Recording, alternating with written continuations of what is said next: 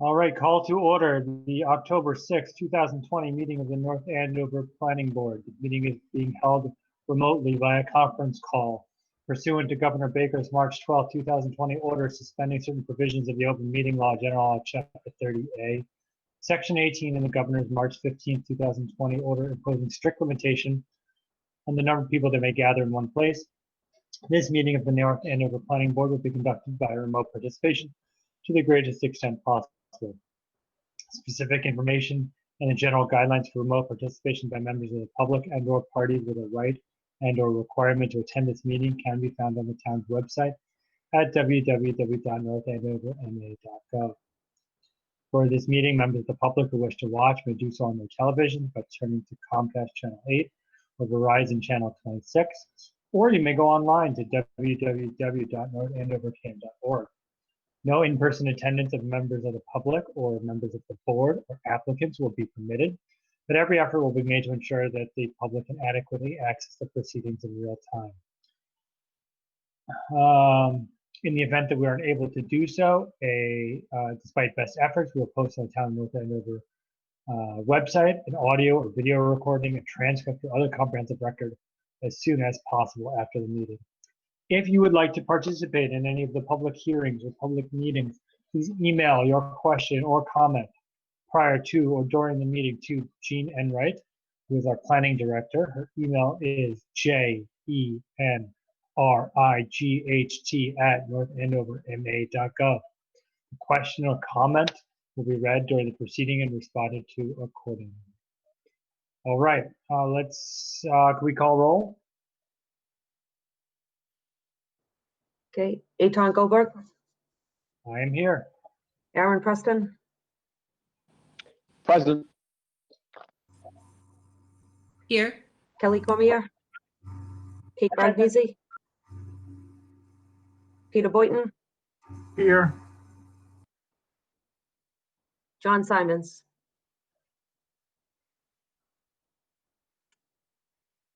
Okay, no John yet. If anyone sees that he has appeared, let us know so we can call him in. Okay. Bond release, 70 Main Street, Bradstreet Partners LLC. Applicant requests release of $15,000 performance bond associated with site plan review special permit approved January 2nd, 2015. Right, so as required per the notice of decision, the applicant has provided an engineer certification letter that the site was built substantially in compliance with the approved plans, an as-built plan, a pre- and post-development stormwater report, and the appropriate departments specified in the notice of decision have confirmed that they have no outstanding concerns. So staff recommends the release of the performance bond with the, in addition to the interest. And which property is this, Gene? This is 70 Main Street, so it's known as Bradstreet on Main. It was a mixed-use development. It had 15 residential units built to the rear of the lot, and the front facing Main Street was a commercial building, 2 stories that has been occupied for at least 3 years, I believe. Well said. You know, when you build something on Main Street, it's always it has a lot of eyes on it, and I think this building turned out beautifully, and I know that the people who were in there seem to really like it. So if you don't have any issues, then can we get a motion to release the remaining bond funds for 70 Main Street?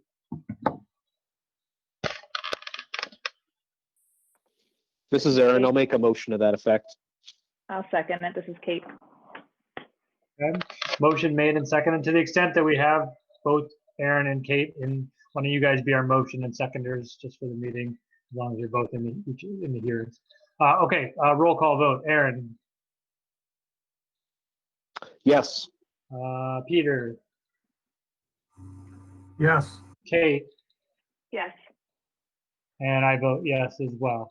Okay, 4-0. That is bond release is approved. Lot release, 4 High Street, RCG West Mill NA LLC. Request for release of lots 1, 2, and 3 as shown on the West Mill subdivision plan, North Andover, Massachusetts, prepared by Ty and Bond. Definitive subdivision plans dated May 2019 and revised November 2019. right, so as you're aware, the West Mill recently was approved for a definitive subdivision. The lots 2 and 3 will be occupied by Avalon Bay, which was approved for a definitive master plan. The applicant is requesting that approval of the Form J contingent upon posting a bond, which the board had approved an insubstantial change to allow that path forward. So the bond has been submitted by Tim Willett, operations manager at the DPW. So he is suggesting just over a $340,000 roadway bond.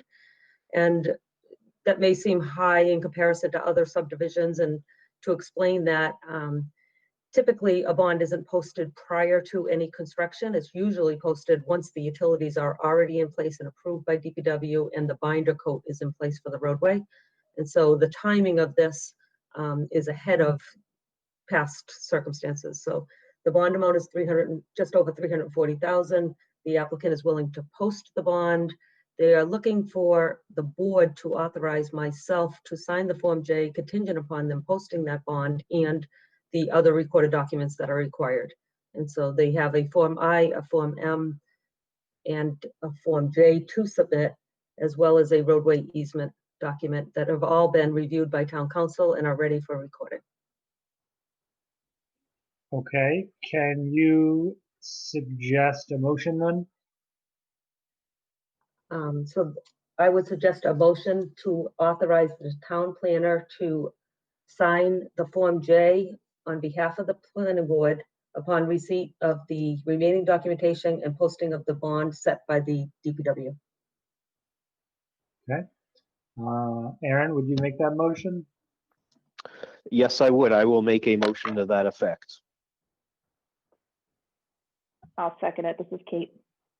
And while Okay. there's Motion. discussion, I did want to just add that the applicants are on the line should the board have any questions for them. But I think we're good. So,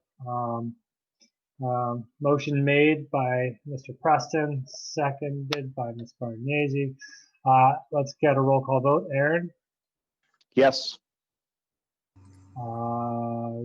We'll go to Peter, Yes. Kate, Yes. and I vote yes. That's approved. Okay. New public meeting, 122 Foster Street, Varsity Wireless Investors LLC, Brian Grossman. Administrative approval of a wireless facility special permit is directed by the court in BWI Towers LLC versus North Andover Planning Board, CA number 1810345NM. No public comment will be heard. The property is located in the R1 zone, residential zone. Okay, so this is a public meeting rather than a public hearing. So I don't think I need another governor's statement, correct? correct. Okay, so to recap, I think was everybody on the board for this? I don't know if Kelly was. Okay, so to recap, about a few years ago, we had a special permit request for a wireless facility, went through numerous public hearings. Eventually, there was a decision by the board against granting the special permit. The applicant then appealed that, and it wound up going to a federal court, and the federal court judge, in a decision that is in the materials, found that although the board was correct in following its own bylaws, that we were preempted by federal law, and under federal law, the applicants had met their burden of showing what they needed to show in order to get a special permit. The judge in federal court then ordered us to issue that permit. The applicant is now before us asking that we do issue that permit. What Gene and town council have worked on is a permit that is in line with and substantially similar to other permits that we issue. with a bond, with language about construction, things of that nature. So we don't have a choice as to whether or not to issue a permit. We can't put on conditions that would be onerous or that would kind of defeat the permit, but we have put on conditions that are basically our standard conditions when we're issuing a special permit. So we're really here just to vote on that. We're not taking any public comment because the record is completed, because the application is actually completed and not really before us anymore, and because the judge has ordered us that we do not have a choice as to whether or not to issue the permit. Does anybody have anything they want to add before we vote?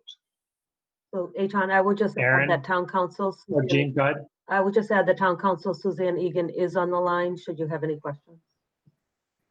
Yes, Yes, I believe I saw the. Hi, Suzanne. hi. I'm available for any questions if you have any, but I think that you did a very good and fair summary of the status of this matter as it is before the board. The decision is before the board under the direction of the court to issue it. And therefore, in my opinion, that is what the board should do at this point. Okay. Eitan, this is Yes. Kate. Go ahead, This is Kate. Can I ask a quick question? please. I was looking at the draft decision, and there's a section about upgrades to the tower that any modification should be approved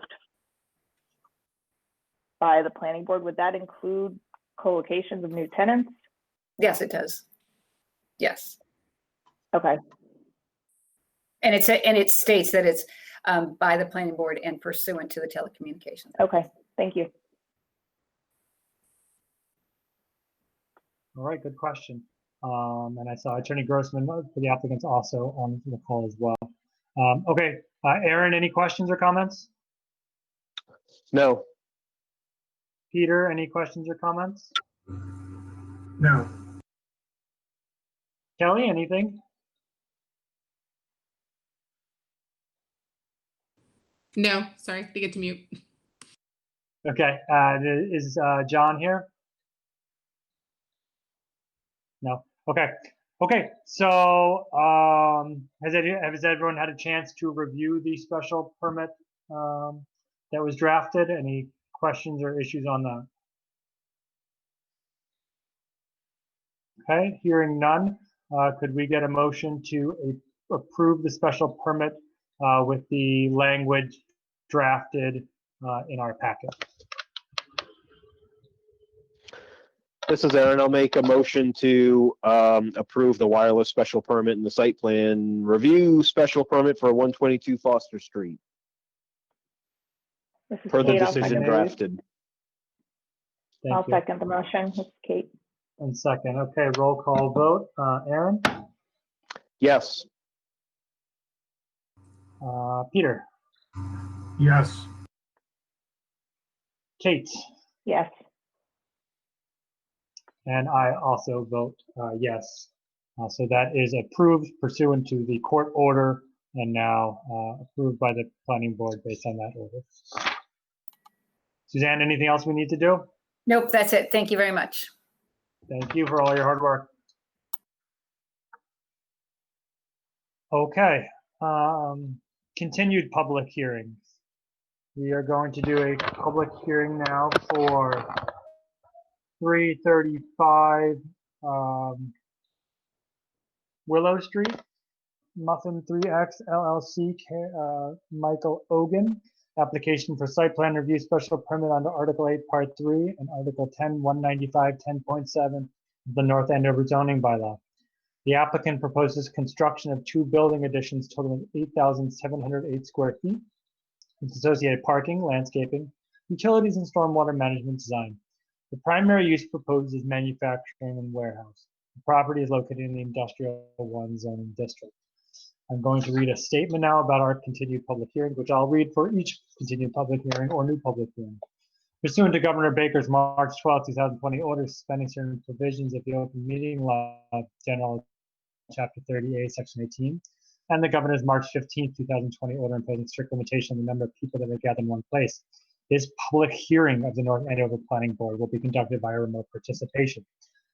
Specific information and guideline for remote participation by members of the public and/or parties with a right and/or requirement to attend this meeting can be found on the town's website at www.northandoverma.gov. If you would like to watch this meeting on TV, you may do so on Comcast Channel 8, Verizon Channel 26, or online at www.northandovercam.org. No in-person attendance of members of the public, of the applicants, or of members of the board will be permitted, but every effort will be made to ensure that the public can adequately access the proceedings in real time. In the event that we are unable to do so, despite Beth's efforts, we will post on the Town of North Andover website an audio or video recording, transcript, or other comprehensive record as soon as possible. If someone would like to participate in the public hearing, please email your question or comment prior to or during the meeting. If something comes up during this hearing, I should say during this hearing, and you want to participate, email your question or comment to jenright@northandoverma.gov. That's our planning director, Jean Enright's email. We'll address the question or comment during the hearing and respond accordingly. If comments have come in prior to this hearing, we will read those and make them part of the record. Okay, all right.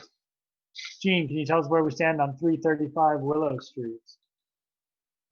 Sure. The stormwater review and department review have all concluded. The final site plans are included in your packet tonight, and a draft decision has been provided for your consideration. Since that draft decision was put in your board packet, we have received a better comment from residents that live on Kathleen Drive, which is an Andover residence. And we've received a response to those comments from our health department, Steve Casey. So, Atron, I would suggest that you may want to read both of those comments into the record. Okay. And if you to consider the decision, I would recommend maybe a finding of fact referencing the noise investigation that has been ongoing, and potentially condition that the applicants continue to work cooperatively with the health department to follow up on this investigation and bring it to conclusion. Okay, so I think that will be I'm going to do that now. I had it up and then my phone changed it, so hold on 1 second. Okay, I am reading into the record, and this is everything here in the packet and available on the website as well. But Friday, October 2nd at 10:10 a.m., an email from Christine Lewis, and it's CC'd to a number of people. Looks like including to Jean, to a member of the select board, looks like a health department. States, we reside on Kathleen Drive in Andover. Our homes are under 1,000 feet from 351 Willow Street, the current site of operations of Bake and Joy. We recently learned that Bake and Joy is applying for a building permit in order to expand capacity at the adjacent 335 Willow Street. The constant fan noise produced by the most recent expansion has made living here unpleasant. Some of us have trouble sleeping, as some of the fans operate 24 hours a day. Bake and Joy appears to start operations every morning at 5 a.m. and sometimes run production until late in the evening, which adds the additional production noise from freezers and other machines on top of the constant fan noise. We recently reviewed the September 15th town meeting online, where Bake and Joy made a request for a building permit for their new site.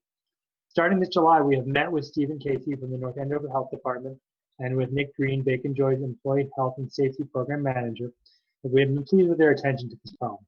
However, so far, no one has been able to determine the source of the sound pollution yet, much less suggest any sort of mitigation. While everyone is operating in good faith, we were very concerned the actual status of the situation was not accurately represented during the meeting, which is to say that it is currently unresolved and that there is no clear path yet to achieve resolution. We are very concerned that in the absence of a resolution, the addition of another facility in our neighborhood will further compound the noise and make an already difficult situation untenable, as well to result in loss of real estate value. And then it says it's from Christine and Michael Lewis at 25 Kathleen Drive, Constance Pochniak at 24 Kathleen Drive, Bong Win and Kang Bach at 20 Kathleen Drive, and Shrenik Delawala at 16 Kathleen Drive. I will also read a response from Stephen Casey, dated Monday, October 5th at 9:54 a.m. Hi, Gene. Tried to make it as detailed as possible. Hope this helps. I believe we got the complaint forwarded to us around late July from the Andover Health Department. Additional neighbors on Kathleen Drive followed up with complaints as well after we got the first one. I followed up on site to try and confirm the noise that was the source of the complaint and was able to note an audible noise. After a site visit to Kathleen Drive with Brian and Paul, we went by Bacon Joy and met with Nick Green, EH&S program manager, on site and walked behind the building. There are two locations where equipment is located that seem to be producing what we thought was the noise heard at Kathleen Drive. One is the storage freezer and one is the production freezer. We decided to try to turn these off one at a time to see if a noticeable difference could be heard. We were also waiting on a decibel meter from DEP so we could measure noise levels. Unfortunately, they were all being calibrated and we had to wait until 9:25 to get one. So in the meantime, we were trying to at least isolate the noise if possible. On 8/18 around 11 a.m., Nick Green and I met at Kathleen Drive and went into the backyard of 24 Kathleen Drive, home of one of the residents who complained about the noise. Nick had the storage freezer turned off for a short period of time. There was not a large change noted as far as noise went. On 8/26, Nick and I met again at Kathleen Drive. This time the production freezer was turned off. Similar to the 8/18 meeting, there was not a large change noted at the time. One of the neighbors at 25 Kathleen Drive noted that he thought it sounded better inside the house than before, but outside it sounded the same to him. DEP got their meters back and were able to provide one to me on 9/25. On 9/29, Nick and I met again and had both freezers shut down. I tried taking some readings, but due to the location, mainly the highway in between Bacon Joy and Kathleen Drive properties, traffic interfered with our data collection. I went out on 10/1 to try again, but had the same issue. Lastly, on 10/4, I went to Kathleen Drive around 7:15 p.m. to try to take more readings. While there were still some, there was not as much traffic as before, so I had more success. I believe my next steps are going to be reaching back out to Nick Green and seeing if we can do another shutdown of both pieces of equipment in the early evening this week to see if a noticeable difference can be measured while there is less traffic around, and then compare that to the other readings we have taken. Let me know if you need anything else. Thanks, Stephen Casey Jr., Health Inspector, Town of North Andover. Gina, are there any other comments that have come in regarding that? There are not, and I will add that, so the address that they're referring to is 351 Willow Street, and that's the site of Bacon Joy's operation that recently permitted this addition that they're referencing. That is still ongoing site plan review work being done. We have a $10,000 bond held on that facilities addition that has not been closed out yet. And you know, I probably should have asked you last time, do you know if there's any noise related items in that special permit, in the site plan review? I did not review that, but I'm sure there is. There's been ongoing like permitting at this facility. There was construction of a berm to the rear of the site a long time ago.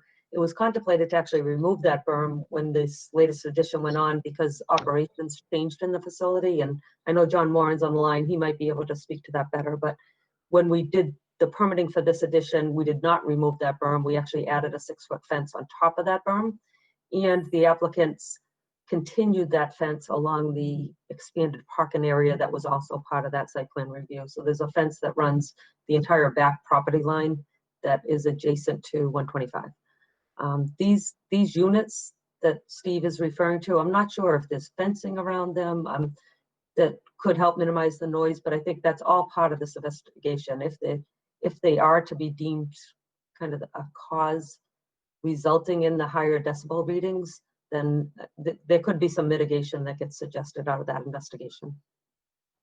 So I have a question and a comment. So my comment first is that it seems like the two-part comment. The first is it seems like the neighbors have a legitimate concern, and I think they're going about it the right way, and I appreciate the comments that they've made here tonight. I think that the Board of Health seems to be doing a great job responding to that, and it seems like the applicant is responsive as well in trying to come up with what the problem is and ways to solve it. But if we have a application still open, a site plan still open, and the noise is current, it seems like that would probably be the avenue if we needed to deal with noise to deal with it, rather than potentially holding up a new permit. The question I have for the applicant is, are either of these types of freezers that could be the source of the noise contemplated for this new addition? And if so, maybe we should suggest some screening or noise screening to try to put in there right now so that we don't have a problem. So I don't know if there's someone that could answer that. So at the last meeting, I did ask if there were mechanical equipment on the roof of the new building, and On the roof, yeah.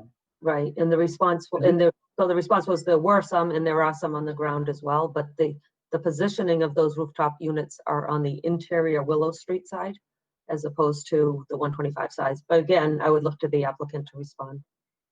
Yeah, and I'm more interested in, well, I guess these freezer type units, not air conditioning units or things like that that we would normally, that's what I was thinking of when we talked about stuff on the roof. Good evening. For the record, John Moran from the Moran Cameron Group. We're the civil engineers on the project. I believe Mike Ogan and or Bob Ogan might be on the phone or on the meeting. Mike, are you there? Could you comment about the units over at the new facility at 335? I will state what Gene did say is correct. The majority of the rooftop units are towards the front of the building, which is on the Willow Street side. And there are a couple ground units about halfway down the building. When you say ground units, what type of units? Oh, I see Bob's back. Bob, do you want to comment about the units that are on the ground? I think you're muted, Bob.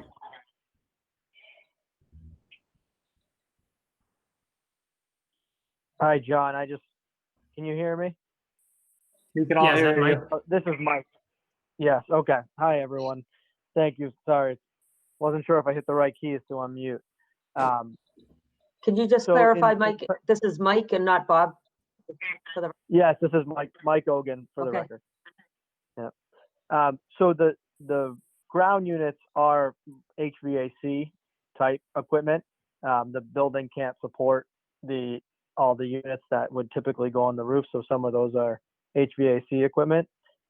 There is refrigeration equipment that will be going in this building that is a similar style to what is on the other building. However, it is a much smaller system. The building in North Andover and the amount of processing equipment and freezer is a much larger system. As you can see, this building is only, after the construction, would be about 47,000 square feet, which is, more about the third of the size of the building next door, and has fewer lines.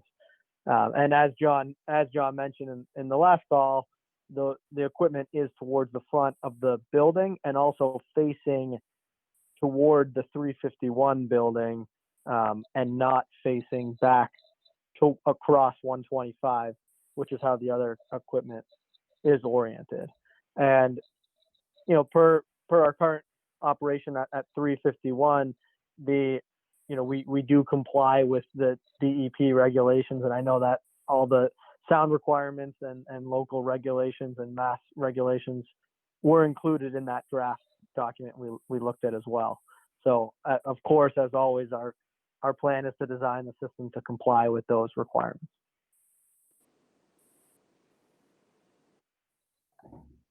Maybe I missed it, but do you have any plan for refrigeration type equipment in addition to the regular HVAC type equipment at 335 below? Yes. And that's the system I was saying is smaller than the system that was referenced on 351.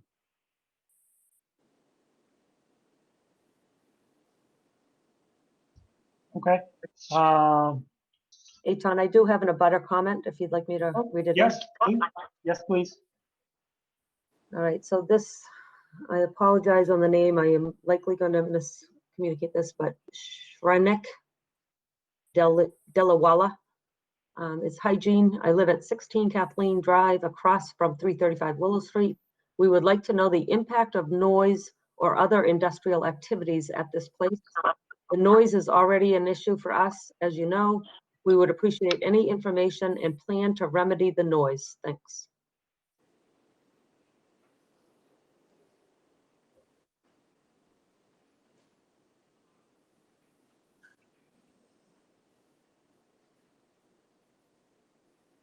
So this is John Moran again for the record. So as you know by the emails from the other abutter and the Board of Health, Bacon Joy has been working with the town and the abutters with regards to 351, and they'll continue to do that.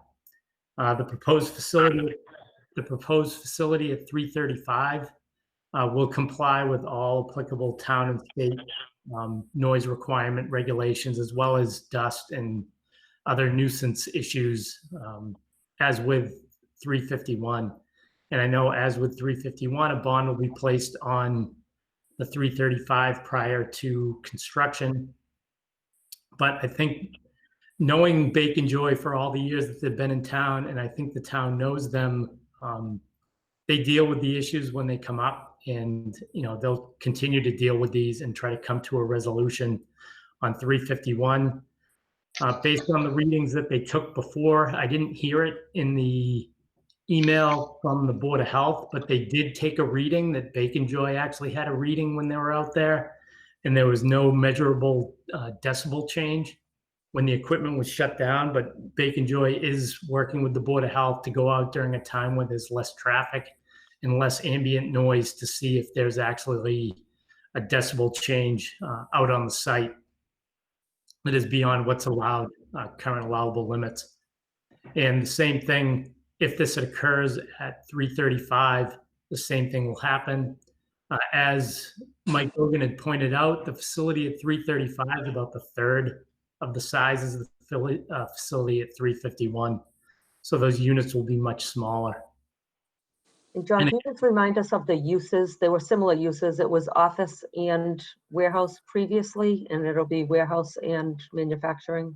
Hold on one sec. And while John's looking for that, I'll also add that at the last meeting, we discussed on-street parking and concerns about safety with that. I've since visited the site, and Bacon Joy had put orange cones all out on the street parking areas that they don't own, to immediately rectify people that were parking on street. So there were no longer on-street parking, and cones were in place.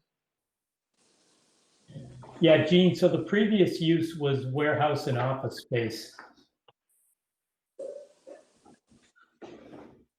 And proposed is manufacturing and warehouse. Correct. Yep. So is there any type of kind of extra noise mitigation that would be somewhat simple to put around one of these freezer machines? I really don't know the answer to that. It's not like a question that I know the answer to. But I'm just wondering. I can't really get a good sense of what they look like, their size, what accessibility level is. Is this a walk-in thing? Is it an open thing? Maybe some more description just might be helpful for us of what it is. Not the HVAC. The HVAC, I get what they're about these freezer. Yeah, so again, this is Mike Hogan for the record. I'll do my best to describe it in detail, but essentially they're, there's these engine rooms that are either ammonia or freon. What's proposed is an ammonia type engine room.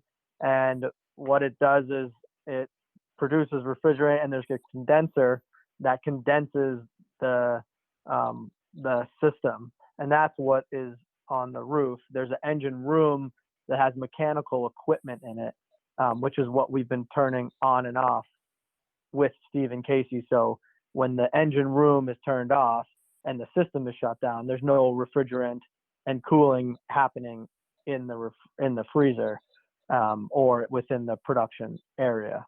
So, the units we buy, they're they're high-end units, which are the quietest available. There's different types of refrigeration systems out there, and what we've always done is get equipment that, given where we are and trying to be good neighbors, get the equipment that is going to be efficient, work for the facility, and also be the most cautious for the area and the neighbors. So I hope, does that help answer the question in terms of what the equipment looks like? Yeah, I think so. And what kind of room is it in? It's its own room? Yes. Yep. So there's equipment in a refrigeration room, and then there's also rooftop units. And from what was with Stephen and Brian from the Department of Health, what we're shutting down is the equipment inside the room, which is also tied to the equipment on the roof. So that whole system is shut down, and that's what we're testing. And that's what. So do we think that the noise on and off, there hasn't been a discernible difference, and that's why we keep running more tests, because they're trying to isolate maybe some other noise from the park or from some other area that may be causing that noise. Okay. All right. Why don't we take any other questions, comments from members of the board, and then we can review the decision and potentially close the meeting and vote. Aaron, any questions, comments? I have nothing further. Okay, Peter? Eitan, I have an additional abutter concern when you finish with the board. Okay, great, thank you. Peter? No additional. Okay, Kate? All set, thanks. Kelly?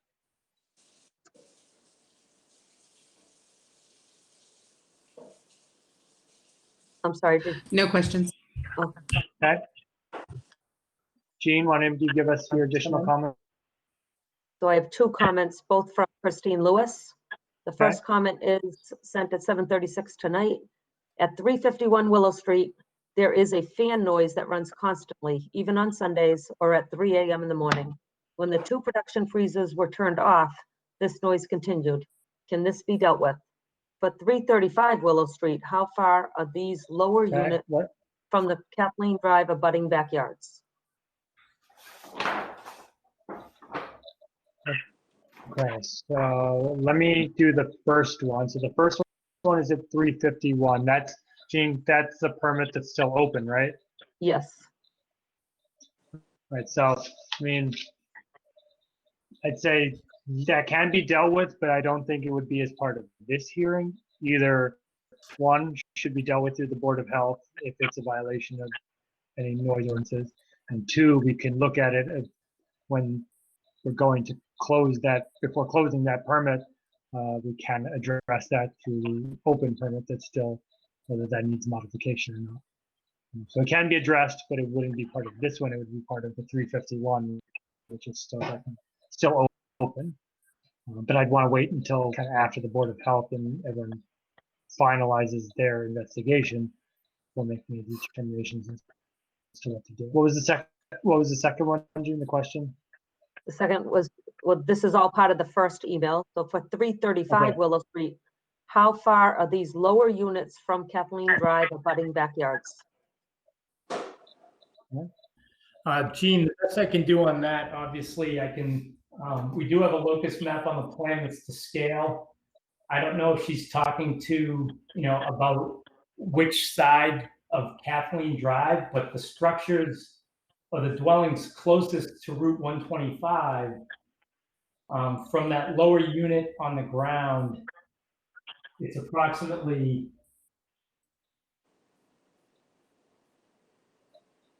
700 feet.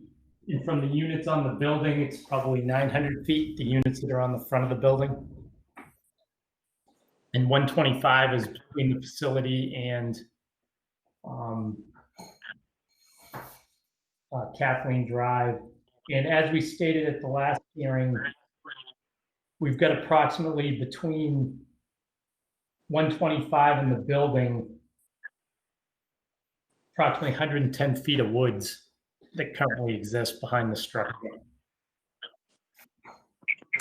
So you're providing the distance to the nearest backyard on Kathleen Drive? Yeah, as best as I can using our locus map. Okay, and what's our second email? The second email has North Andover considered asking for a sound/noise study before building. I'm not quite sure what that means. So this is an existing building that is going to be, like a tenant fit up for this operation with 2 additions to the Willow Street side, totaling approximately 8,000 square feet.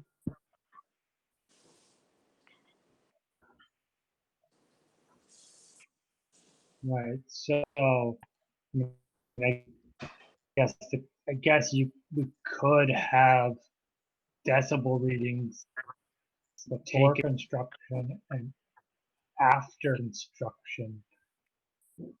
But I don't know, we're not going to know if it's going to have an impact until it's after it's built.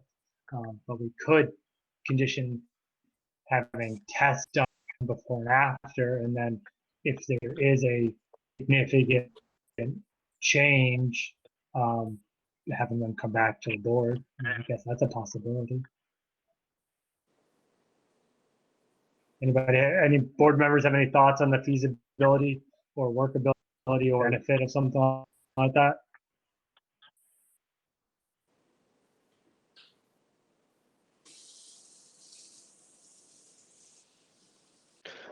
This is Aaron. I think it's a good idea to get some base readings out there and have them say when they come back to release the bond once they're operating to evaluate that. I know we have a special condition that it's kind of a catch-all in terms of dealing with excessive noise per state and federal regulations, but there's no harm in just doing a base reading out there before construction gets underway.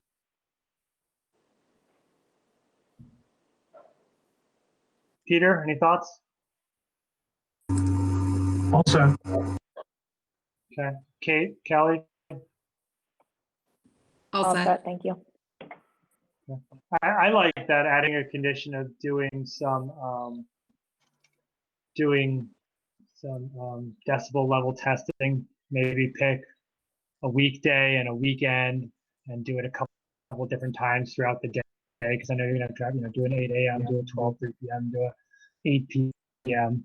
And something along those lines, and just submit that, and then before I like Aaron's idea before we bond, of just getting some readings again at a similar day of the week and similar time, and really seeing if there's a noticeable difference. Does that seem like something that can be done? Is that too much? It seems reasonable.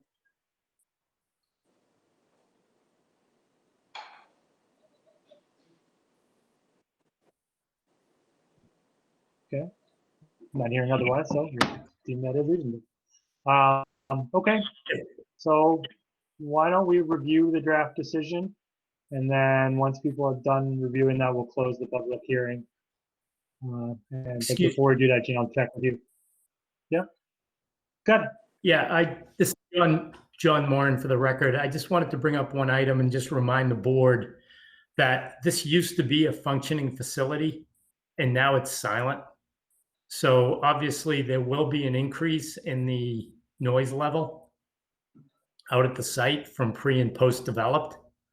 I don't know how we're going to justify the increase based on the fact that it's been vacant for almost a year now. I don't think the reading is going to show that we're beyond what the state allows anyway, but I did want to bring it up to the record that the pre-construction readings won't include the facility that used to be there. That's a fair point, and just note that we should note that when you come back. I mean, also maybe take readings at the currently operational facility, which will give us a kind of a sense of what the current noise is. fair point. Obviously, with use, it should go up, but we can definitely factor that in. It's not perfect, but I think it'll at least give us some data. Yep. That's fair. Okay.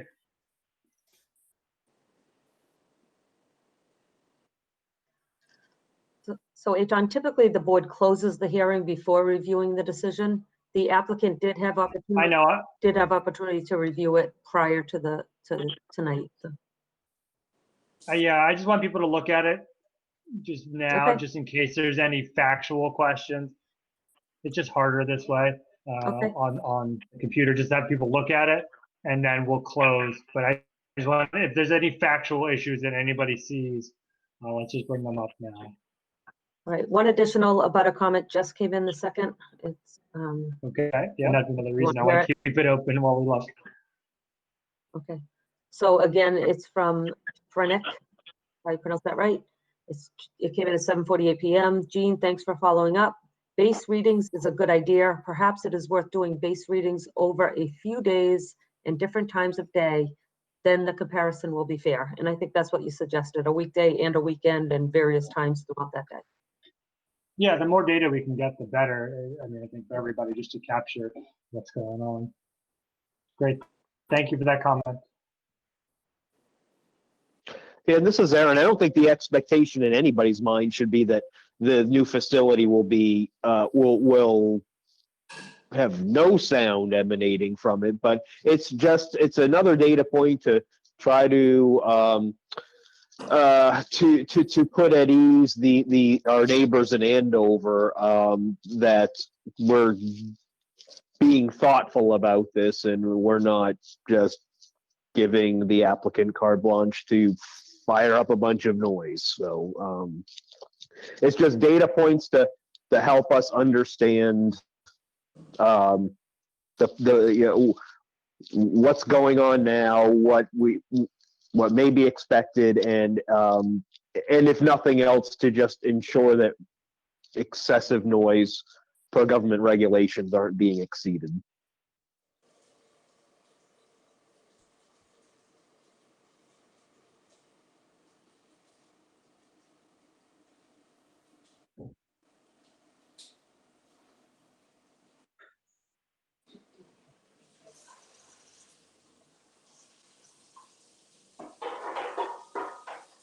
Does anybody see anything in the draft decision that they would recommend changing at this point, other than what we've talked about now, adding those conditions we just discussed about those?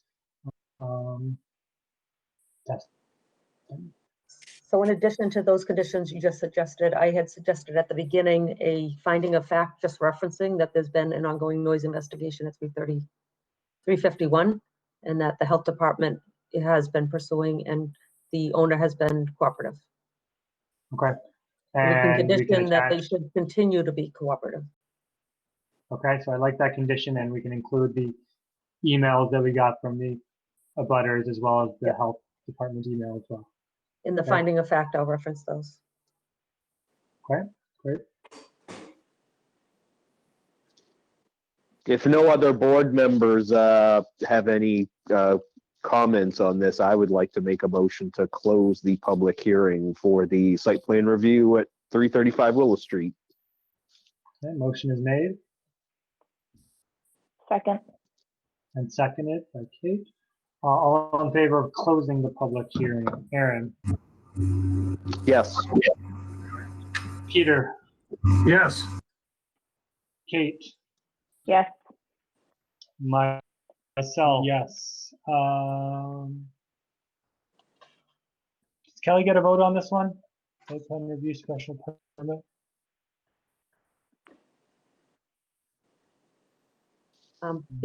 Because John is not here, you could authorize Kelly to vote on this. Okay, so, well, Kelly, you've been here you haven't missed any meetings, right? Correct. Okay, you're in.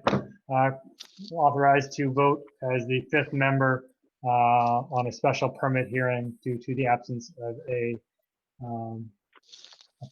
full member. So your vote closing the public hearing. Okay, public hearing is now closed.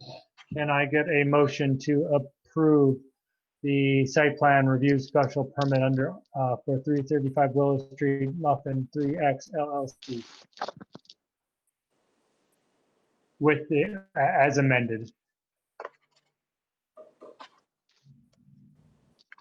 This is Aaron. I'll make a motion to that effect.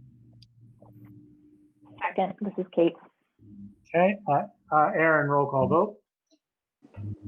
Yes. Peter, Yes. Kelly, Yes. I'm gonna add a voter. Kate, Yes. and I vote yes. All right, that is approved. Thank you to everyone, for the applicants. Thank you to the neighbors who Thank you submitted very much. thoughtful comments, and thank you to the Board of Health for your continued work. All right, thank you, gentlemen. We appreciate you, what you guys are doing in North Andover. Thank you. Thank you very much. Thank you so much.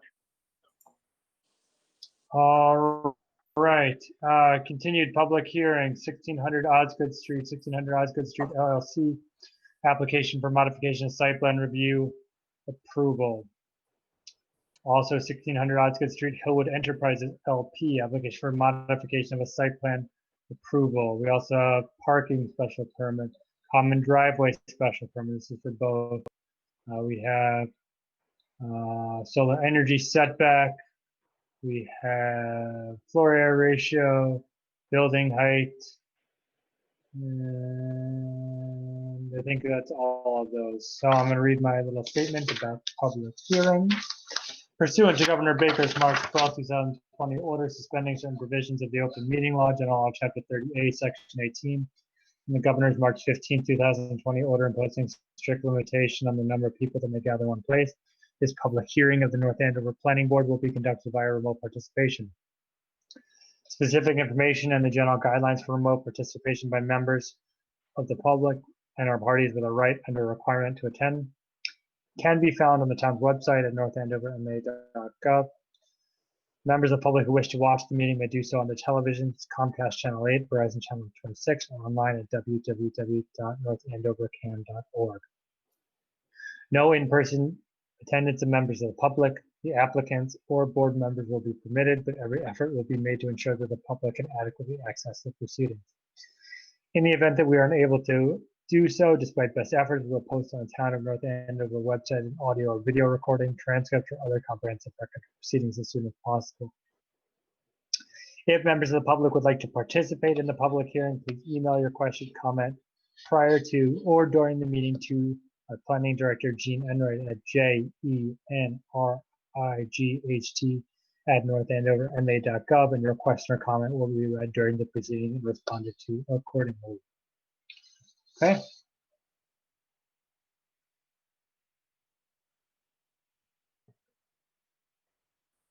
So, So you want to tell us where we're at? yep, so to tee this up, the traffic and stormwater peer review has both concluded. Both peer reviewers have signed off on the project. The fire department has reviewed the circulation changes and approved the revised swept path analysis. The modification draft decisions have been prepared for your consideration. This application is also before the Conservation Commission for both modifications to the order of conditions for Lot A and B. They will hear this next on September 23rd, so they were looking for an update as to whether this board approved the decisions tonight prior to closing. I will say, and a butter had submitted some correspondence to the commission. They did not submit it to the planning board, but to the commission with concerns about maintenance to a structure, an outlet structure that's actually off-site of both their property and 1600 Osgood Street. It's actually in the railroad right-of-way. And so the commission had asked our stormwater peer review to review their concern. Essentially, they wanted a maintenance agreement between two property owners to maintain a structure that's not on either of their properties. So our peer reviewer has reviewed that. I spoke with the conservation administrator today, and what she communicated is that our peer reviewer is going to write a letter to the commission, essentially stating that the project is in compliance with the stormwater standards. Her opinion that requiring project proponents to maintain offsite structures is not standard and questionable whether it's legal. And so I don't anticipate that the commission will make any changes regarding that correspondence.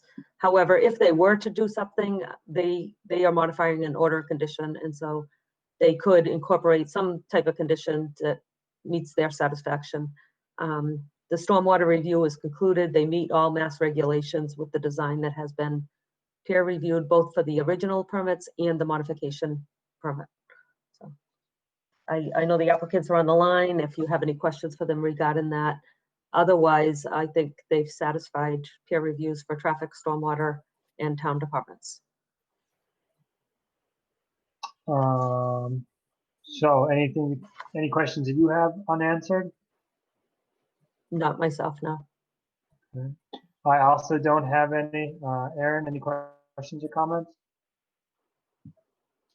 No, I'm all set. Peter? All set, thanks. Kate? Eitan, I'm recused on this one. Okay, thank you. Kelly?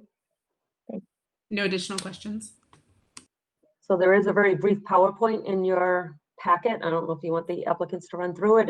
It's essentially a summary of what was discussed at the last meeting. No, I think we were all there. We get a motion to close the, let me add. John, hearing from the board that we have no questions, comments, or concerns. Is there anything you want to add on behalf of the applicant? Mr. Chairman, other members of the board, John Smolak representing the applicants Hillwood and Enterprises in 1600 Osgood Street. I think that Jean summarized everything exactly as the record is showing. So I really don't have anything further to provide. The PowerPoint includes generally the same slides that we showed last time, and don't want to waste the board's time to go through them again unless board members or the public have any specific questions.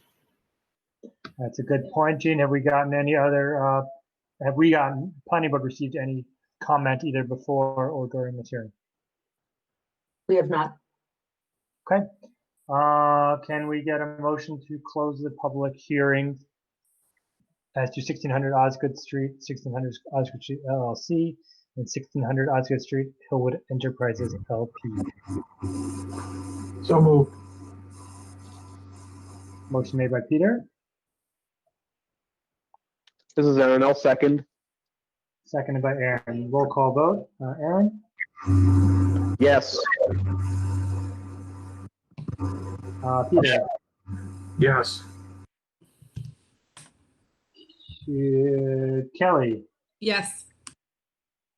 And I vote yes. Approved 4-0. Okay.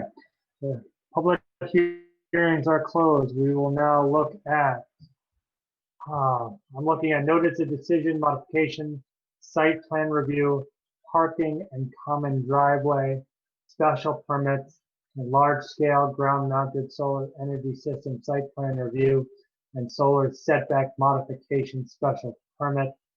Applicant 1600 Osgood LLC, 1600 Osgood Street. It is a 12-page PDF.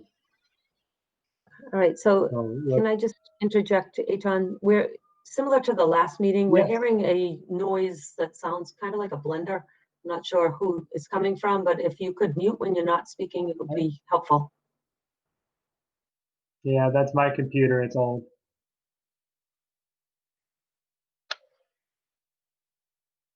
So, okay, so we'll review the special permit while my blender continues to keep me online. You speak often, so I understand that we may hear it again, so that's fine. If the town wants to chip in for the planning chair's new computer, that's okay too.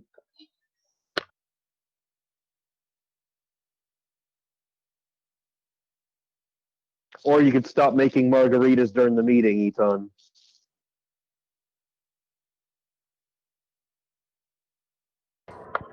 That I was sounds laughing, but I was muted.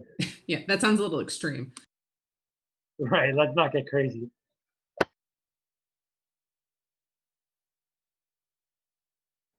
Okay, so just, I have to circle back. Which one are we reviewing first, Lot A or Lot B? I suggest Lot A. Yes, Lot A. Okay, so both hearings have been closed and we are reviewing draft of Lot A.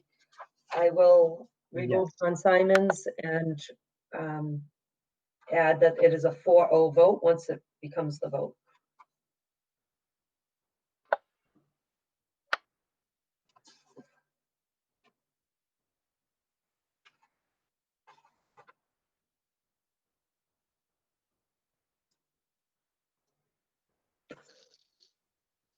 This is Aaron. I have nothing to add on the Lot A draft decision. Okay, you want to make a motion to approve the Lot A decision? I would make a comment in between the margaritas that this appears to have involved a lot of work. So I want to thank Jean and everyone else who put all the work into this.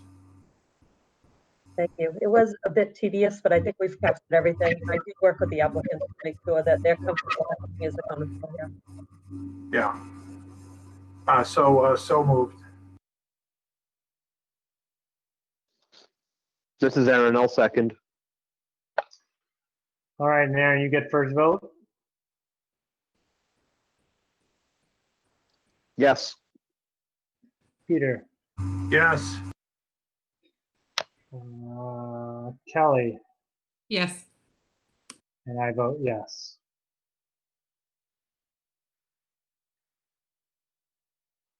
Okay, now we'll review the Lot B.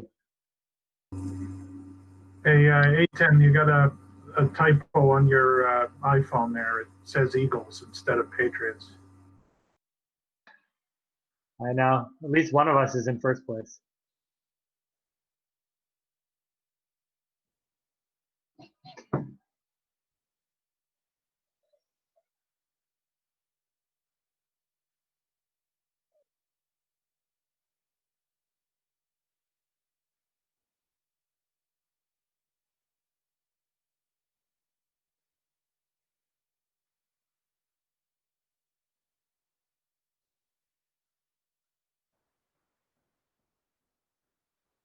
So these decisions essentially mirror each other. The reference to certain condition numbers are different in that they're the same conditions, they just number different on each permit.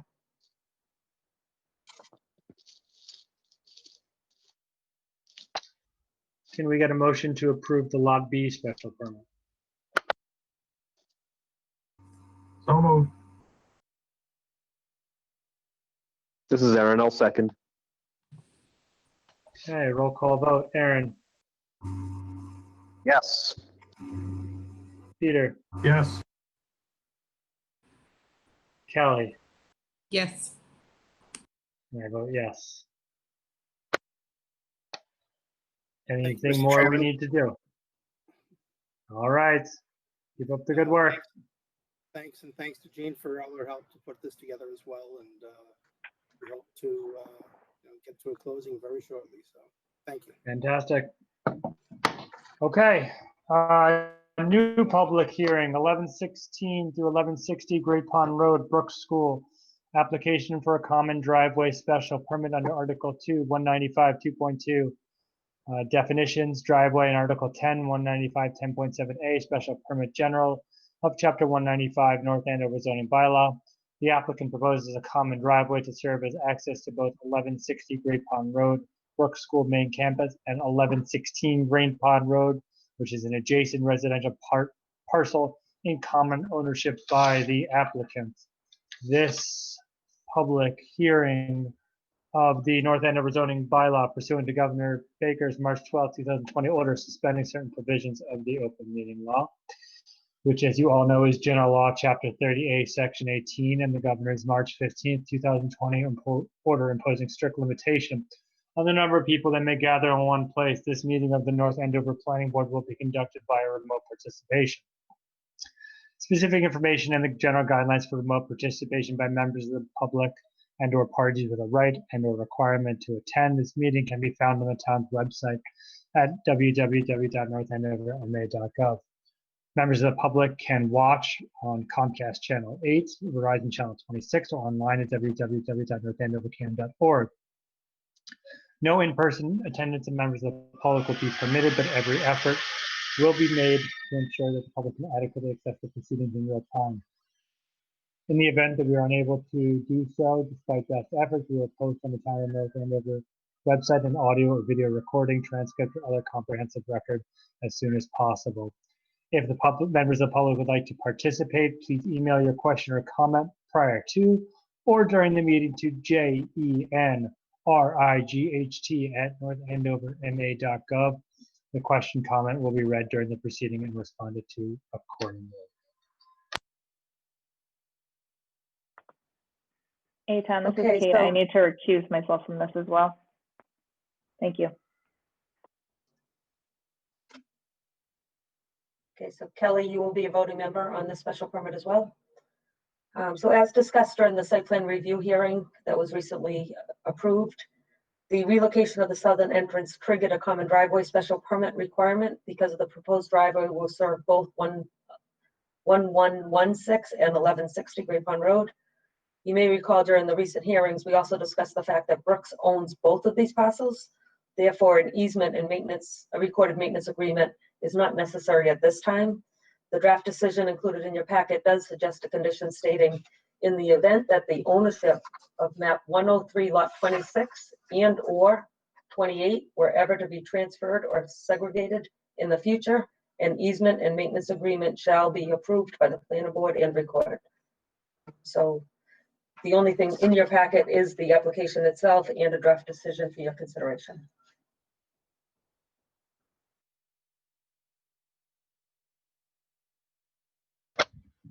It may be nitpicky, but does it just say ownership, or should we say something about ownership or rights of interest? You know, I mean, technically something could potentially change ownership, but be in a key state ownership, but be in a trust or something like that.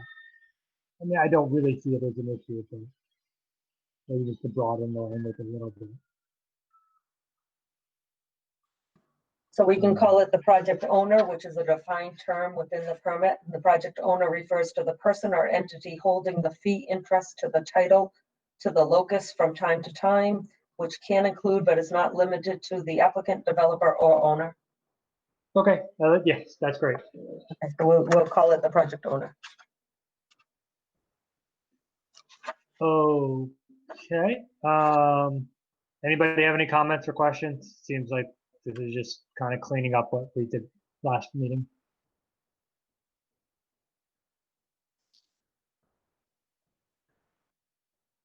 Do we need any public, do we need anything from the applicant in terms of what they're doing, just for the record?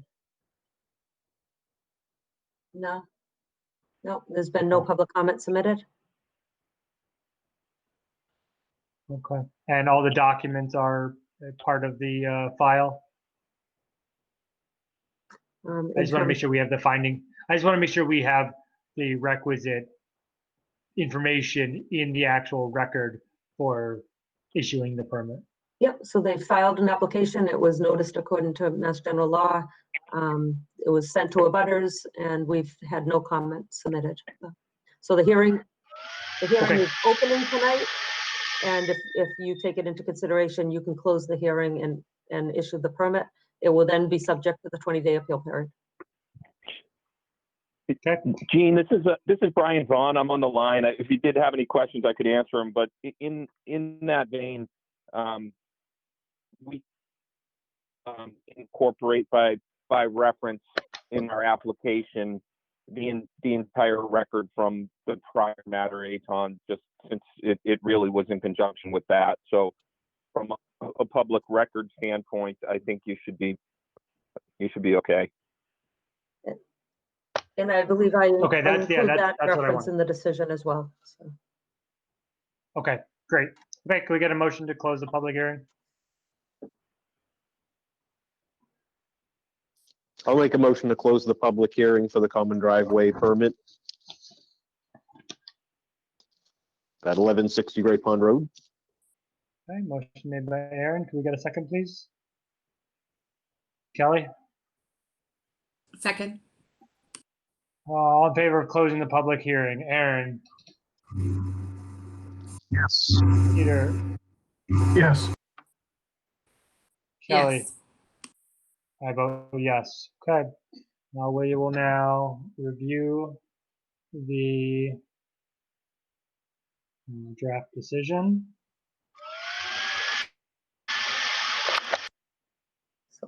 So finding of fact number 9 references what Brian was just referring to in terms of the record.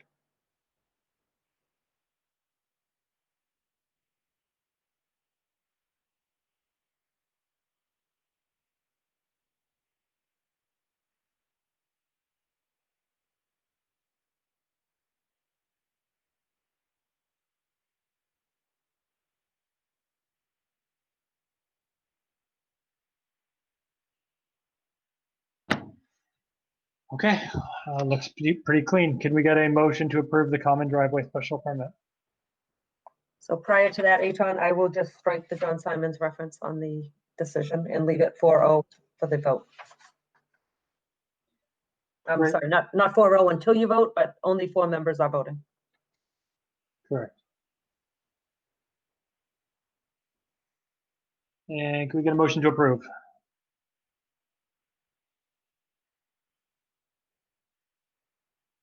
So moved.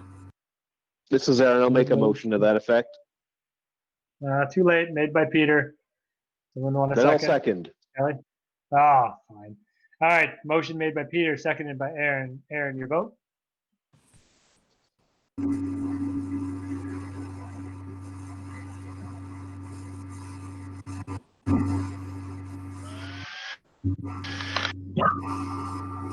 Aaron, we're doing roll call now, so your vote in favor? Sorry, I accidentally hit a button. Yes. Peter? Yes.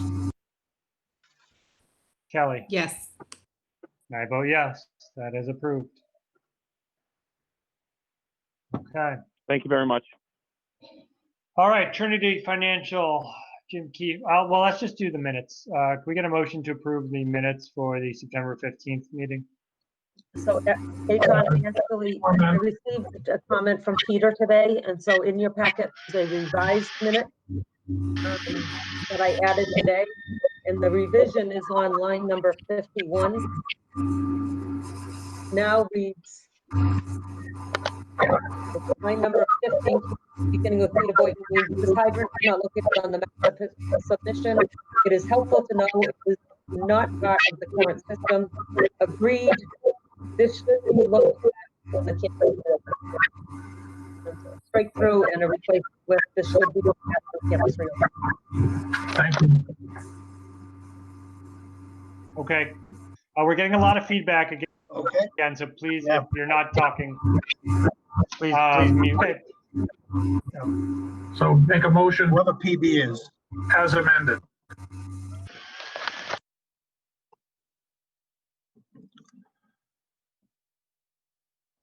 So a motion to approve the minutes as Motion. amended.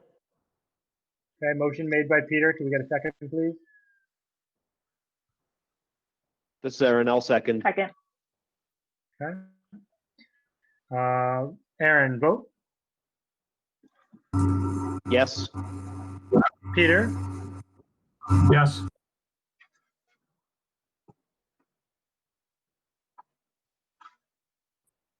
Kate? Yes. And I vote yes as well. Okay. Minutes approved. Okay. Trinity Financial proposed master plan redevelopment of Royal Crest Estates. Okay. Thank you, everyone, for hanging in there with us. Actually, I think we made pretty good time and some interesting topics. So what I'd like to do tonight is just kind of take from the board any opening thoughts on the presentation from last week, kind of any big picture questions that people may have.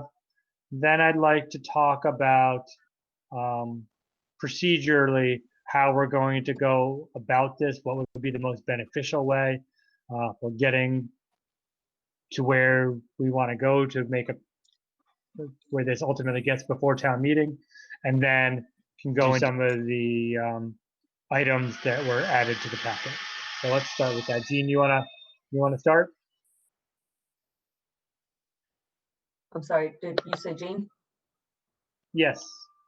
So the only other item I would add to that is discuss scheduling going forward and scheduling a meeting with the working group to get that started. I think getting the zoning working group started would be really beneficial at this point.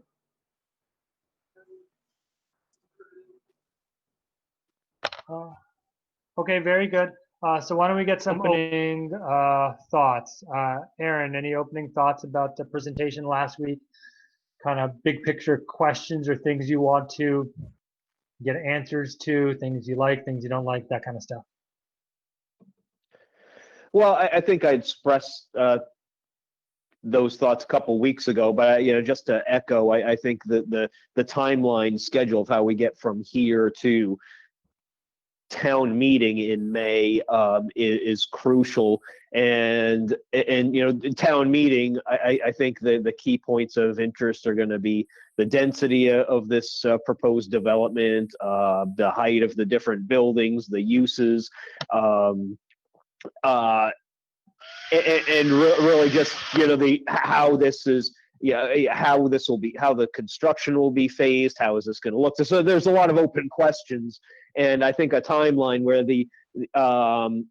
where Trinity comes before us and takes a meeting to say, okay, well, we're going to discuss this. We're going to discuss the density aspect. We're going to discuss X, Y, Z. Each a different meeting to lay out their vision here, rather than just trying to attack it piecemeal or just really or just throwing it off onto the working group to handle. I think the schedule is key at this moment, because I think see, we're in the beginning of October.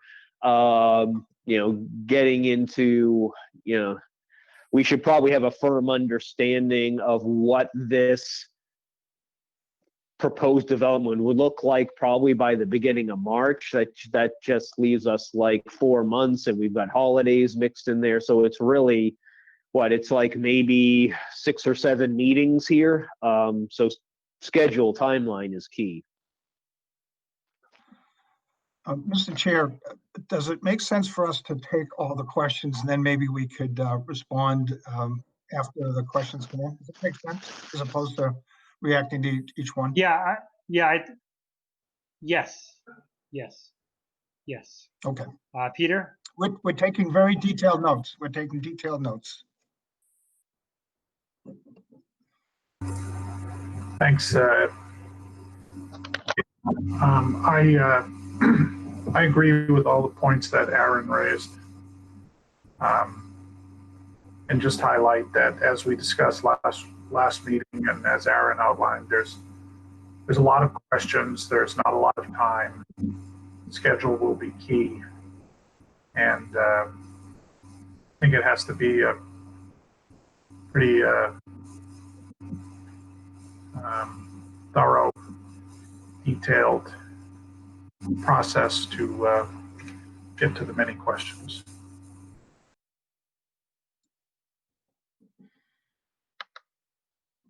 Okay, great. Kate? So as much as I'd like to participate in this project, I live in an abutting neighborhood, just outside the 300-foot required abutter notice zone. So in the interest of not creating the appearance of a conflict of interest, I spoke with Jean and decided that it's best that I recuse myself from this on the board, but retain the opportunity to comment as a resident and a nearby property owner. So I'll pass the baton to Kelly to participate in my absence.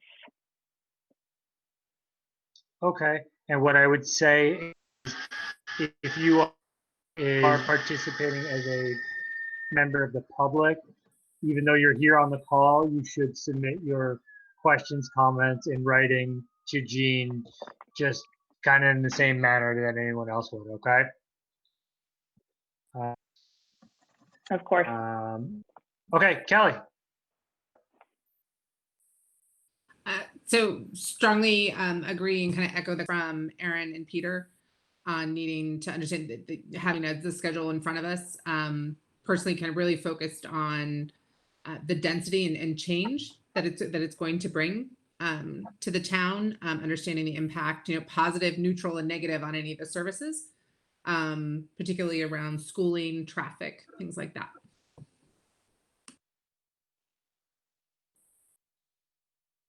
Okay. All right. So I'm just kind of writing down on my own kind of general topics.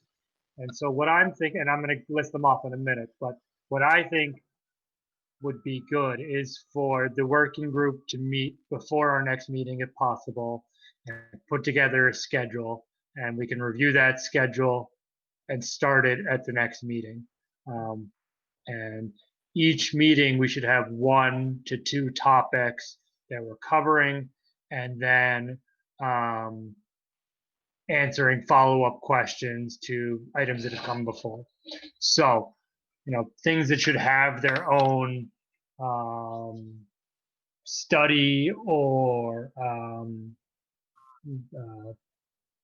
night or piece of a night include, to me, fiscal impacts, traffic, heights and appearances, aesthetics, noise, neighbors, mitigation, and outreach, I guess. Those are kind of all together. 40B, how this is impacting our 40B requirements and numbers, what our plan is there. One night on schools. So if we could, I know we had, if we could get Mr. Mealy back at some point to talk like he did for Avalon, that would be helpful. Those are the big ones kind of off the top of my head. You may guys come up with other ones. What I'd like the working group and the applicant to really work on is putting together a timeline that makes sense. So does it make sense to talk about traffic at the beginning or traffic at the end? Does it make sense to talk about fiscal at the beginning, even though we may have to come back to it at the end if our numbers change? Those kind of things. But I think those things should kind of be worked in the working group. And then if we can do that and get through this schedule in the next 2.5 months, say by January, then I think at that point, while the working group has been moving towards putting the zoning together, we can come and start talking about the actual zoning. But I don't think until we have these answers, until we know what the planning board is really going to support, it doesn't make sense to really delve into the minutia at the board level of the zoning, the actual heights, the actual, when you come back to the planning board, all of that stuff, until we really have a good sense of the high level things. So that's me. Why don't you guys? Yeah. Yeah. Yeah. Just maybe 2 other comments on my part. One is I'd be very interested as part of the details and the many questions is what sort of approach or plan does the applicant have to communicate their intent and the plan, rather than sort of come back and tell us, hey, we met with so many abutters. What is the plan of the applicant to reach out and communicate on this? I would be interested in seeing that.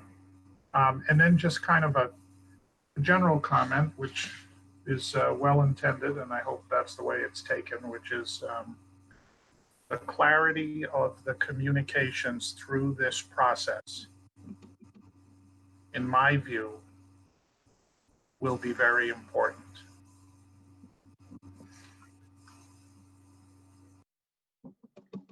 Hey, Mike, do you want to talk about the answer to the first question about how we're going to engage the community?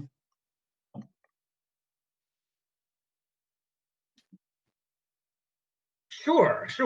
And, I think we're continuing to develop those plans, and, we're happy to hear comments and continue to refine those. But in general, we already have been outreaching to abutters and neighbors, but we're looking to spread the word much wider about what we are planning and get people's input and comments as we go. Right now, we've been looking to engage a company that can help us, with web-based communications, so we can get the plan out wide. People can utilize sort of the comment functions of that potentially, so that they can, leave comments, either positive or negative. We can interact, directly with those people. And again, we're working through this plan right now, but next time we meet with you, we'll have a much more robust plan that we can discuss.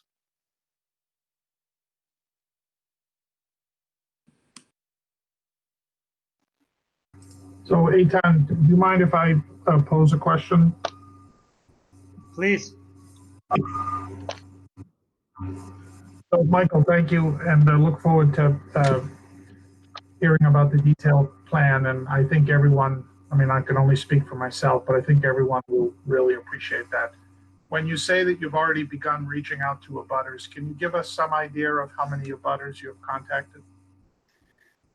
So far, we've contacted directly 5 families that we've had, one-on-one conversations with. We have another scheduled for tomorrow, and a further family has reached out to us, and we will be scheduling with them as well. With each of those, we've been, requesting of those, individuals and families that they pass on any contact information that they have. For people both that might, be positive towards our plan, but also negative. We're looking to get the word out as best we can to, again, both people who live right next to the existing Royal Crest and in the surrounding neighborhoods, but eventually to everybody in town. But so far, we've been, we've sort of been concentrating it on a little bit more of a micro scale. So that we can, discuss with people who might be most directly affected because they are direct abutters. But we are, starting to spread the net a little bit wider. So. I have a question. Well, that's good to hear. People that live there currently, they're even closer than abutters, right? They actually live there. So what's the outreach to them? And do you have a plan, like, do they get a first crack at apartment rentals? Are they just thrown out the door? What's the plan for transitioning once, if this was approved, and then you start building, where do those people go, how and when? Yeah, so we do have some representatives from Aimco on the call now. But, clearly we've been working very closely with them. We have informed the existing residents that this plan is we're going through this process with the town right now. Typically, we'll work with a resident services coordinator that Aimco, the owner, will engage. And, through the process, there's a significant amount of effort that we and Aimco will have to keep the existing residents, fully engaged, understanding what's happening. Right now, and as I've mentioned in the past, we don't expect all of this work to happen all at once. So we'll be working through a phasing plan and working with the existing residents to help move people around, both on the existing property and with other properties that Aimco owns in Massachusetts.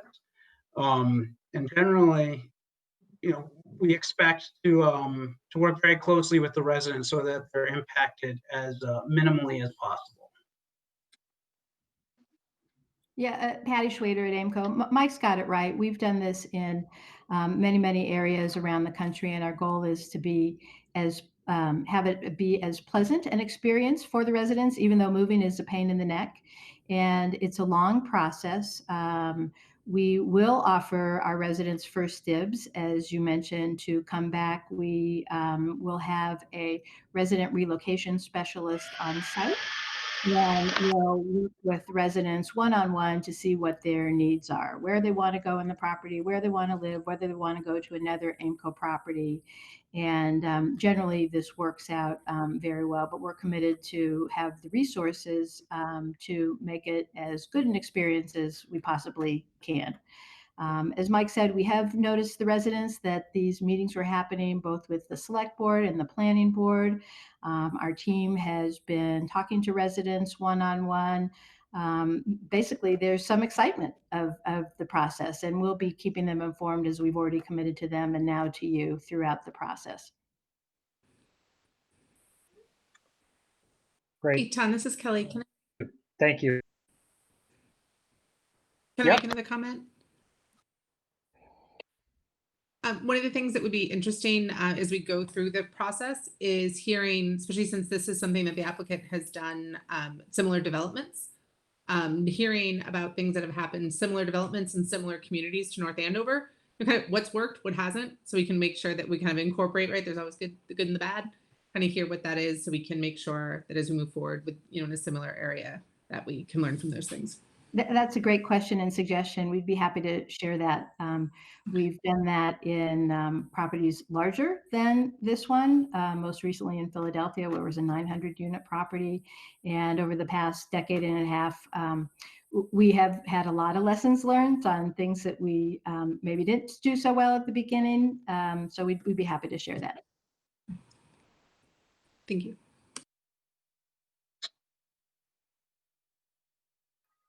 Mr. Chairman. That's great work in Philadelphia. For the record, Peter Tam on behalf of Trinity and Aimco. I don't want to interject if members have further comments, but I just wanted to build off of, I think, your suggestion and those of other board members. We appreciate your time at a late hour, and I know we're going to be taking both additional time in future meetings, as well as those willing participants that are part of the working group. We really do genuinely appreciate the time and the efficiency with which you guys run your meetings.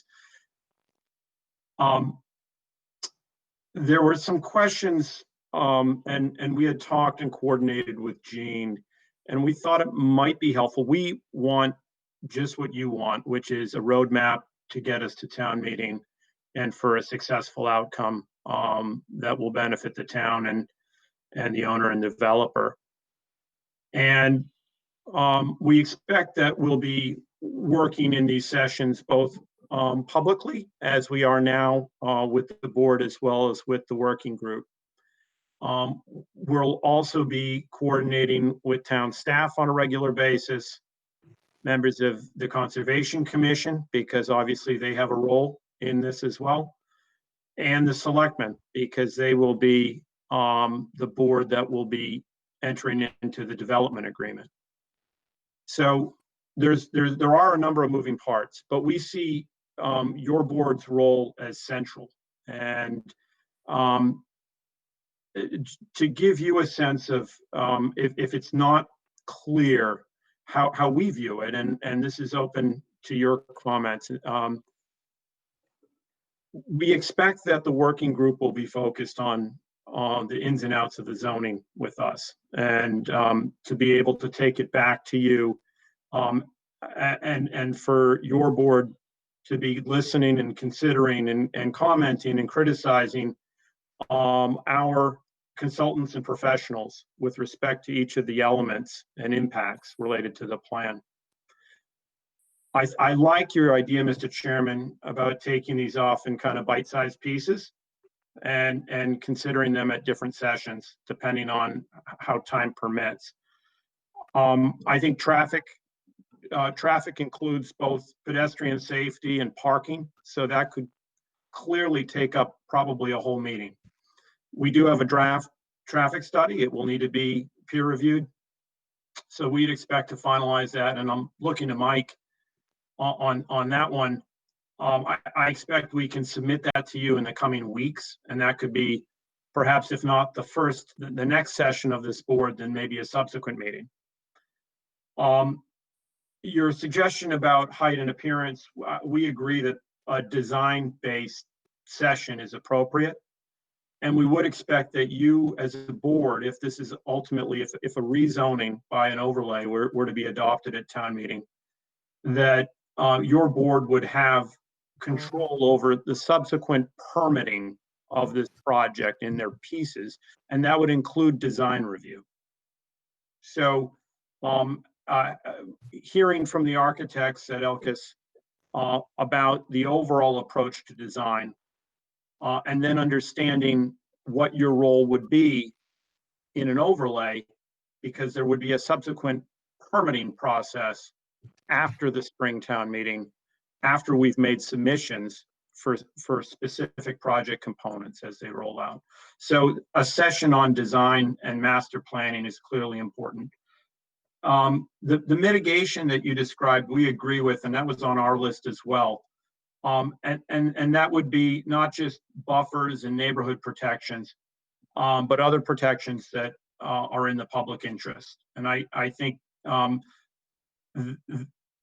I've thought about that, as well as there are public benefits associated with the project. And there is consistency with your planning objectives, both in housing and in economic development, which are clearly squarely within your domain.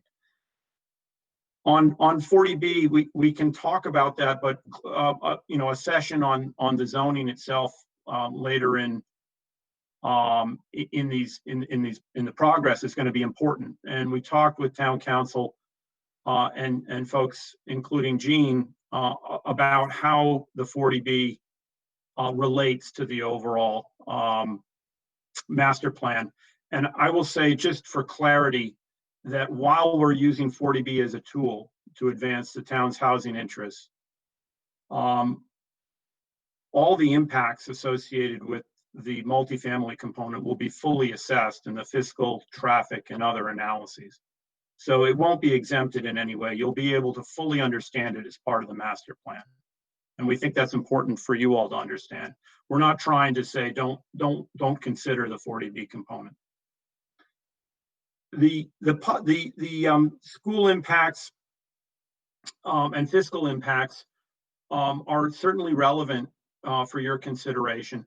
They'll also be critical for the Board of Selectmen in developing the development agreement and negotiating that. So I'd suggest, if it's appropriate, we want to work with you on that. That study will also be peer reviewed. It will also be for the consideration of the Board of Selectmen. So whether that's a joint session or whether we meet with each board individually, we'll leave that to you. The other items that I think are important that I just wanted to suggest for your consideration, and Mike and Jim at Trinity may have additional suggestions, but clearly the civil side of this is very important.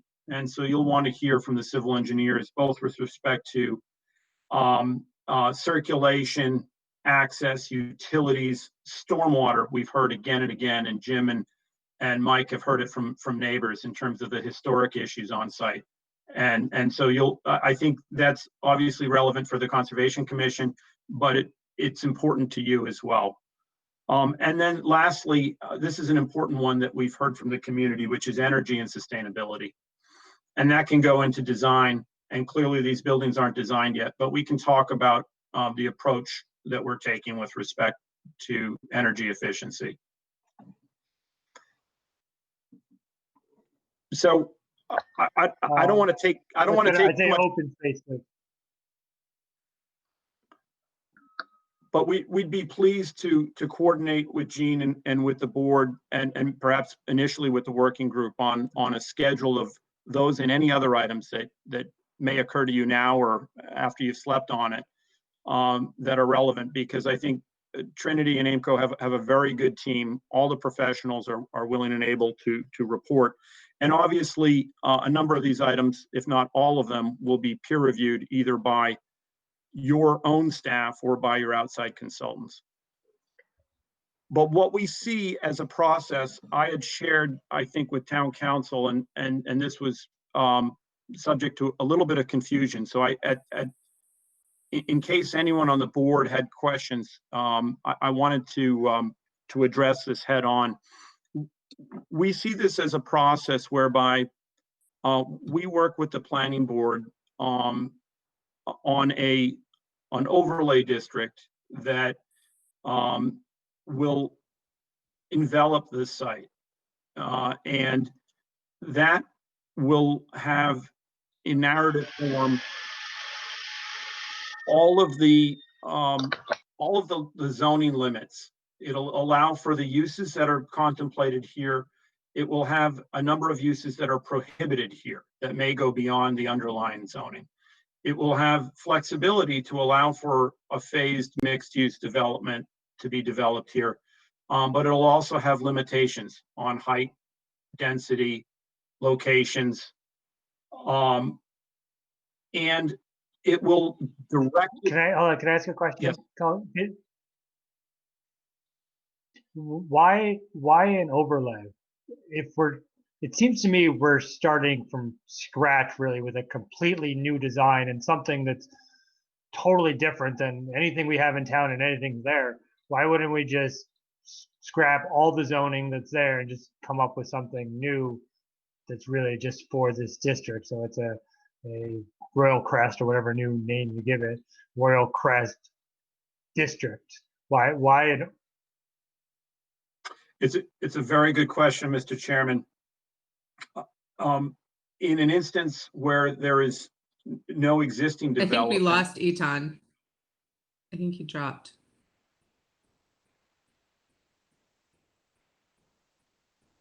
Well, he went out with a bang. Too many margaritas. That blender wore out. I hope by the end of this process, he'll share some of those.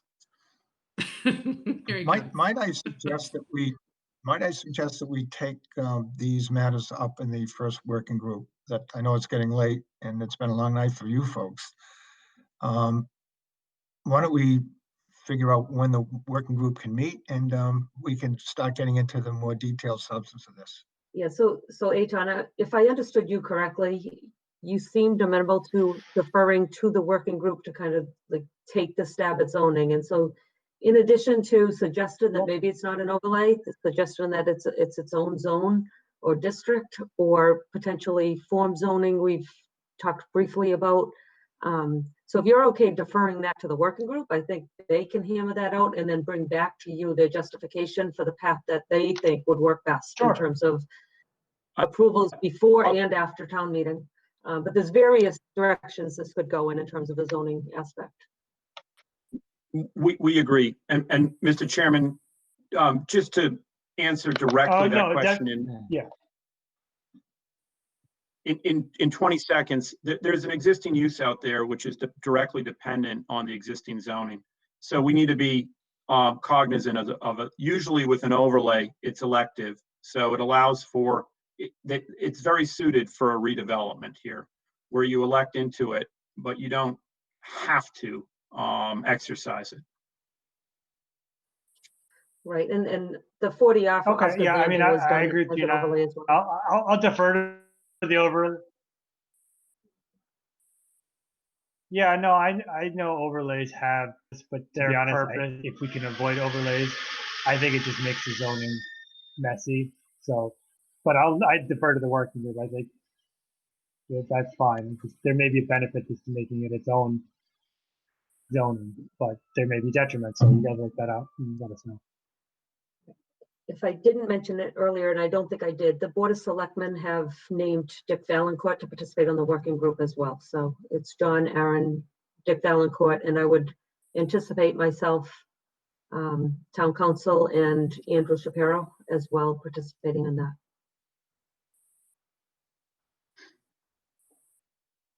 So why don't we come back for the next meeting, hopefully with a calendar, and maybe we can go over some of the whatever new data, we have been provided either to date or up through that time.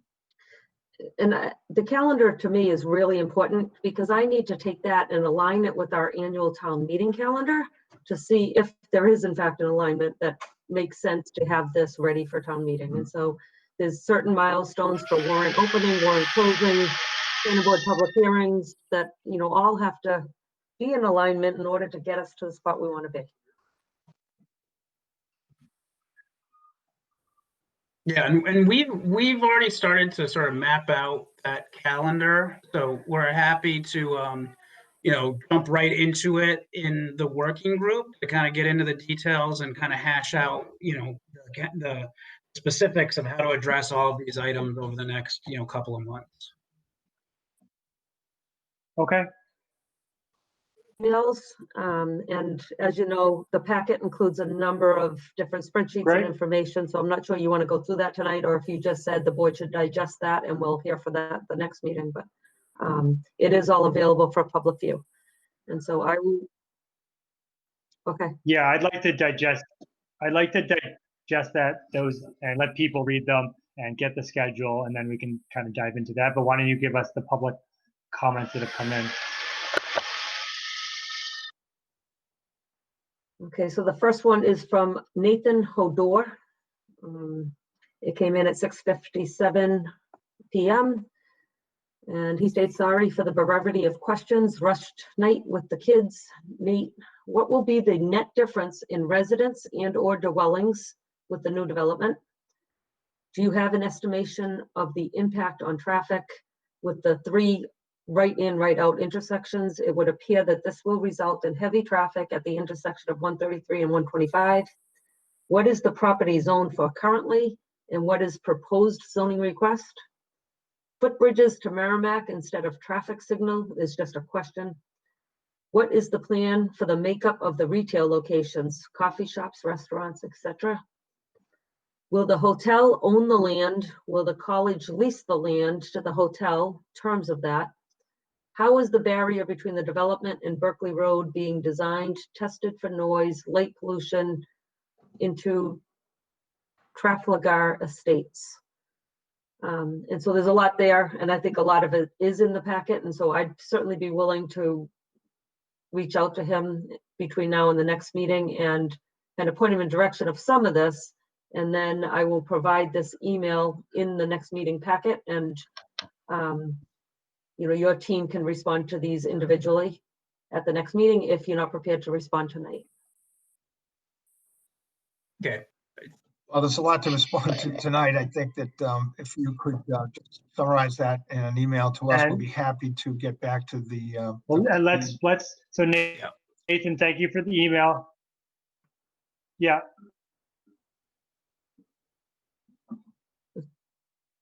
Right. Eitan, you're breaking up. Well, so I think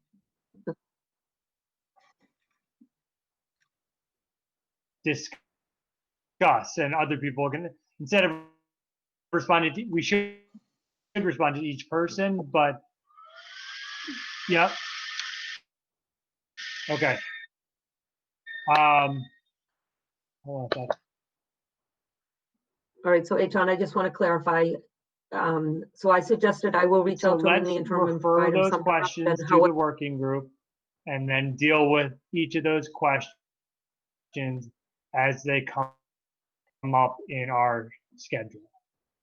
Okay, in the public hearing format. And the applicants will respond to each one of those questions. Okay. We will. All right. So Eitan, I think you have a problem with your audio. So we're not hearing you, but you do appear to be talking, but you're not muted, so. All right, I will read the next one. The next one is from John. The next one's from John McGarry. Yep, so that's good. It came in at 7:11, about an hour ago. Hi, Jean. Tonight's planning board meeting is not being televised, at least to my house. Has the meeting begun? And if so, how can I watch it? Thanks. So I didn't open this until now. And that's from John McGarry. So I will reach out to him. There's the recording of this meeting that he can watch, and I'll let him know that he can submit comments at any time between now and the next meeting once he watches that.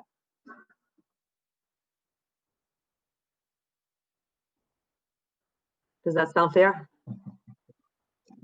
I'm not sure why he wasn't able to watch it. I mean, it's broadcast and the agenda specifies how they can have access to it.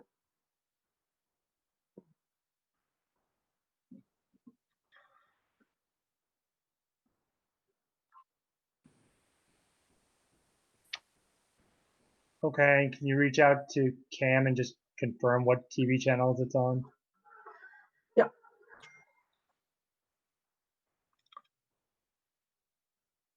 I will, and I'll explain to him what the channels are. And I will make sure he's aware where the link is to watch the recorded meeting.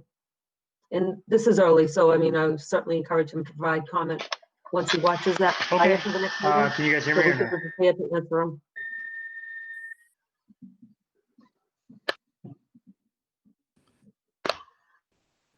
Your connection's really choppy, Ishan. Okay. So this is Aaron. I just wanted to. All right, so as far as the meeting packet. Hey, yeah, I just this is Aaron. I just wanted to say that the first email that you received, I think that really points to how the people live in this town, the level of detail they're going to want to delve into prior to town meeting. They were going to want a very clear picture of what this proposed development is, and I think that email points to exactly the type of details we got to get into. So again, it points to schedule and getting this mapped out. Yeah, we hear you, and we are ready to dive into it with both you, the board, over the next couple of months, as well as everybody in town.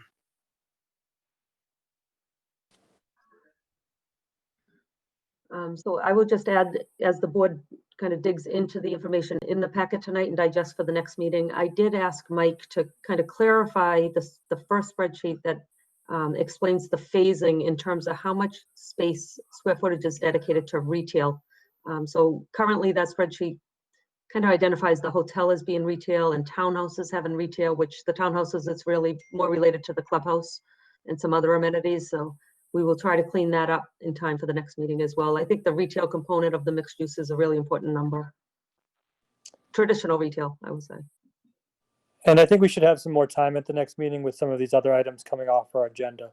So if we could really work hard on that schedule, I think on the next meeting, we'll dive into the kind of the proposed numbers. Now, these numbers aren't, hard and fast of what's going to be at the end, but at least it'll give like the person who sent the email some idea of what kind of numbers we're talking about in terms of units there currently, units proposed, student units, rental units, all that stuff.